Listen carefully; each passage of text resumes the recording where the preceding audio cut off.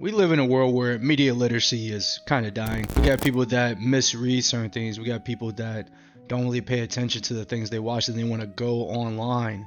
They want to go on Twitter. They want to go on Reddit and spat out bullshit, complete confuddledry. I just made that word up. Complete nonsense about characters from movies, shows, comics, or whatever. Because nowadays, authors and directors want to make villains more relatable. They want to make them more, a little bit more human. And I think it's caused some people to misread certain situations, to misread certain things happening on screen. So it kind of tricks them into thinking that they were right and that they were a good person. And also these characters may share certain aspects about themselves that they can relate to, which is totally fine. I think a lot of these guys share a lot of unrelatable things as well. And one unrelatable thing I can say is not liking the goddamn video. You should probably do that. Alright, so today we're talking about villains that the internet just keeps writing for. I'm gonna show you this picture real quick. I got this from the internet, and it's like a bunch of just like a bunch of villains that the internet just likes to defend all the time. And they try to use the character's trauma. They try to use the character's grievances with humanity in the world to kind of justify their actions. And look, I'm not gonna sit here and be like, okay, their pain wasn't real. Their pain was not really acknowledgeable. It definitely was, right?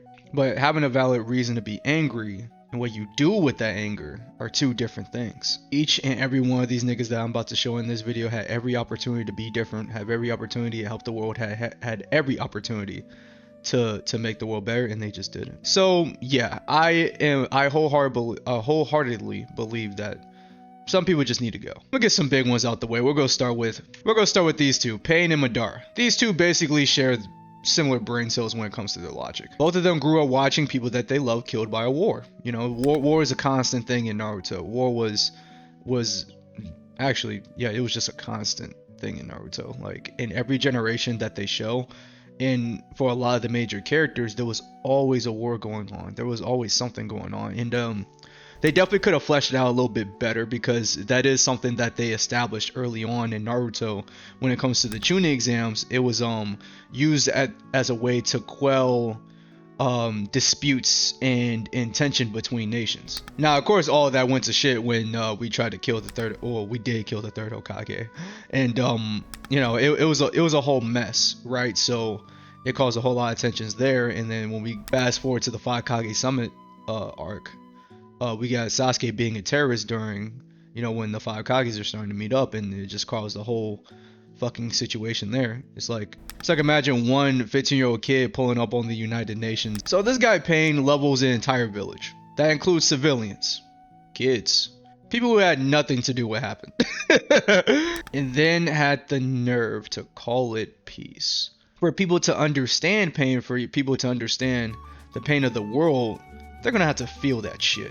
Now, me as an edgy kid, I definitely agree with that. Like for people to understand my pain, they're gonna have to feel it. I want to take my anger, I want to take my sadness and my pain, I want to inflict it onto somebody else. I wish I could, because maybe then they might understand me. But bro, you really just created more pains. That's really all you did. Like that's what all that amounts to, just more different types of pains. And Madara watched his brothers die, lost his best friend, and got betrayed by his whole clan. It was a lot for this guy. Genuinely heartbreaking. But his solution was to put the entire world in a genjutsu. Not really fix anything, not really build anything, just control everything so nothing can ever hurt him again. Which is really just fear with extra stuff. So it reminds me of this episode of Justice League. I think it was like an alternate universe where we see Batman, and he's pretty much like, Gotham is very peaceful because nobody can really do anything. It's not really allowed to be anything but peaceful, right? And Batman is having a conversation with the other Batman. You know, you're ruling through fear. People aren't allowed to be free. They can't do anything. So is that really helping anybody? Is that really like... And what it really amounts to is that like these two villains here, they didn't really break the cycle. They just added to it. If anything, they were probably the main catalyst for it, you know? Eren Yeager. Yeah, this one definitely has people divided because people's opinions of Attack on Titan kind of soured a little bit as the years went by, because we kept having to wait for extra parts, so it got everybody frustrated. It got everybody saying like, yeah, this shit sucks, dude.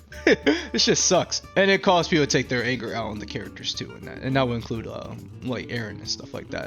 I feel like if this was like a consecutive series, consecutively long running, then this probably wouldn't have happened. But we've been following Eren since the very beginning. He's the protag. So yeah, his mother kind of got eaten by a titan right in front of him. Grew up in a world that was basically trying to exterminate its own people. Valid, understandable. We're with early Eren. It kind of gets a little bit weird when we find out that all of this, he kind of traumatizes himself, and later we get to the rumbling. We got millions of people getting crushed, like completely obliterated. Children, families, people who never even heard of how you say it, paradise? I don't know, guys. I watched it in Japanese. People who never heard of the place he came from a day in their lives. And he did his own friends so dirty, dude. He did them so dirty. He beats the complete dog shit out of Armin and treats Mikasa like shit. These are two people who gave everything for this dude. And then at the end of it all, this bitch ass nigga is crying. After the rumbling, after all that smoke, now he just starts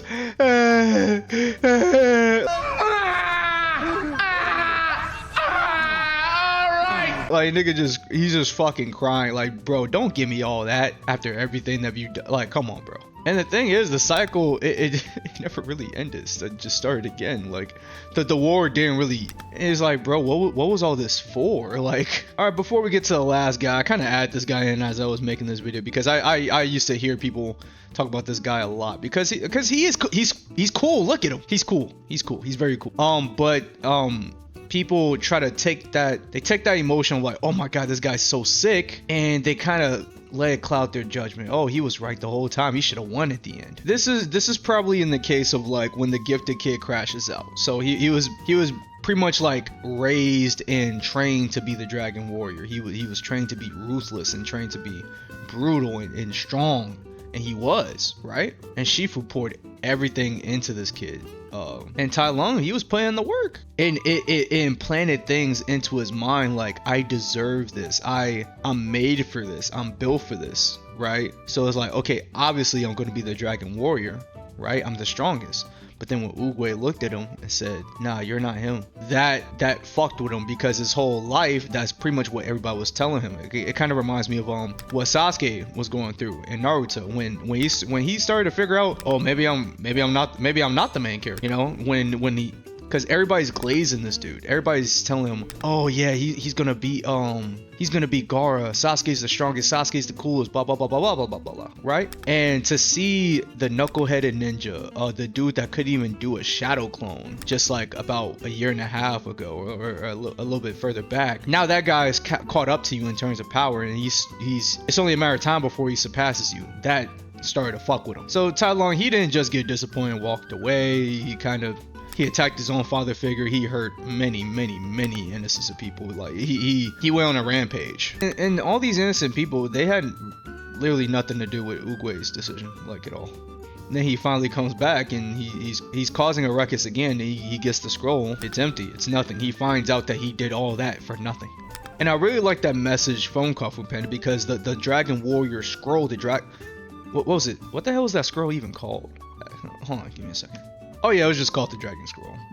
But yeah, it was never gonna fill what was actually missing. Shifu never told him he was proud of him. He never showed him any real love outside of the training. And yeah, that's real damage. And yeah, I would put the fault on Shifu, and he puts the fault on himself. It is his fault that Tai Lung ended up like that. But it comes to a point where we have to take accountability for our own actions. Because even in real life, right? I don't know if you guys have any siblings or family members or whatever that happen to be crash outs, and we could blame that on the parents as much as we want, but once you get to a certain age, you're accountable for your own actions. Yeah, he wanted everything to burn. He wanted everyone to get hurt, all because he wanted a piece of fucking paper. But the sad thing about Tai Lung is that just, he wasn't even angry about the scroll, really. I feel like if you were to ask him what are you angry about, he would say the scroll, but the real thing is like he was really just angry that no one told him that he was enough. He didn't feel like he was enough. That's why he felt like he needed the scroll so much to prove himself. Nobody told him like, hey, you're the fucking man, dude. Like you're so cool. And you don't need a fucking scroll to tell you that. But unfortunately, he has Shifu as a father figure, so everything got fucked up. Killmonger, I got a lot to say about this guy. He grows up in Oakland, struggling, and he sees all this stuff that's happening to his people, and he's probably read up a lot about Black history as well. Probably did a lot of ethnic studies, right? And then come to find out, there's a nation filled with primarily Black people, just people that look like him, that had the power to stop all of this. They had the power to lend a hand. Everything that happened when it came to like civil rights in America and the slave trading and all that stuff, they had all the power to stop all of that, and they didn't. That's what Killmonger is very, very angry about. Now, I know a lot of you may not be Black, so I'm gonna break this down for you. There's a lot of people that I know that are like Killmonger, because like they see the history that's and I'm gonna get this out of the way. I don't really share their opinion. So that they see the history of what happened to us, right? This makes them very angry, and they see that all this history ties down to white folks. If you're a white folk watching, they tie it down to people that look like you. So in their head, it creates a us versus them mentality. Humans are very tribalistic. Not just Black people, not just Asian people, not just white people. We're all like that.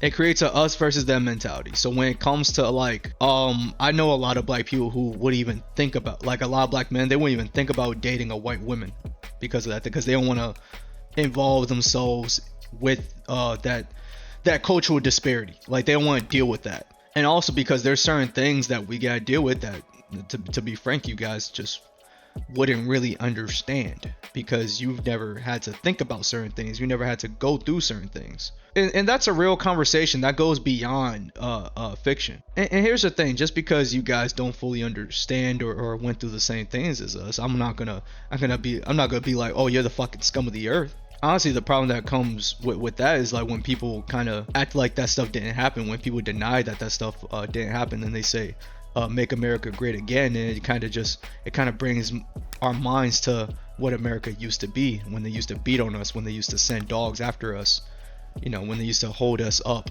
on the farms and all that shit, when they used to say we're like 1/3 of a human being. We want to make America like that again. Why don't we just make it better? Not just for Black folks or Asian folks, for everybody. A lot of white folks got done dirty by the system too. That's a real conversation. But here's where he lost me, right? So I'm thinking like he could probably use Wakanda for good. He could just talk to T'Challa. Actually, T'Challa was offering him peace at first. He was trying to talk things out with him, but Killmonger was on like, nah, fuck that. All y'all gotta go. Like, you gotta go. I'm gonna take my rightful place on the throne, and I'm gonna get rid of you. Off of something that like T'Challa he really had nothing to do with. It's really just more like, it's something my father did. I gotta pay for the sins of my father. This is fucked up. He's starting to realize that the previous Black Panther and the ones that came before him were fucked up people. And Killmonger's fucked up. He wants to take all of Wakanda's weapons and basically cause World War III. He don't want to build schools. He don't want to share Wakandan technology. He doesn't want to actually fix anything. He just want to burn everything to the ground. And then he calls that fixing. He kills this girl in the beginning of the movie. She really had nothing to do with Wakanda. And I'm pretty sure that's like, okay, for the path that I'm going on, I can't really take you with me. So I just gotta like get rid of you. But did you have to kill her though? Killmonger kind of stopped being about freeing everybody once he started getting closer to his goal, and he just started like basically offing innocent people to the void. Like he started killing innocent people as like, he just saw it as acceptable losses. And then we see another version of him in What If, and he just kind of tries to take over the multiverse the first chance he gets. He just wanted to be the one in charge. I remember this one quote from my English teacher back in the day, where she says, nobody really wants equality, people just want to be better than everybody else. So basically what that means, so like let's say like we got a lot of feminists, right, where they be like, oh, fuck all men, right? Man should be the one doing this instead of that, or whatever. Or I mean, on the subject of Black folks, right, they'll post pictures of us like whipping white people because it's like a role reversal. Like, we're gonna inflict the pain on you that you did to us, even if you don't have really anything to do with it. Your ancestors did it, so now I gotta do it to you. It becomes less about equality and more just about just changing seats. This guy that oppressed me, I want to oppress them back. It's only fair, right? It really just it creates more oppressed people. So yeah, at the end of the day, I like every single one of these villains because they create conversations. They kind of, it's cool when they're relatable because it causes us to have discussions like this, right? It causes us to make real life connections to these people. Now, I don't think that these types of villains are always necessary, but I always think it adds more. It always adds more layer to the story. It's really cool. So I want to know what all you think. I want to know what do all you agree with all my picks in this video? And if you guys have any other additional characters that you want to talk about, please let me know in the comment section below. Again, make sure you like, comment, and subscribe. And I will see you all later. Goodbye.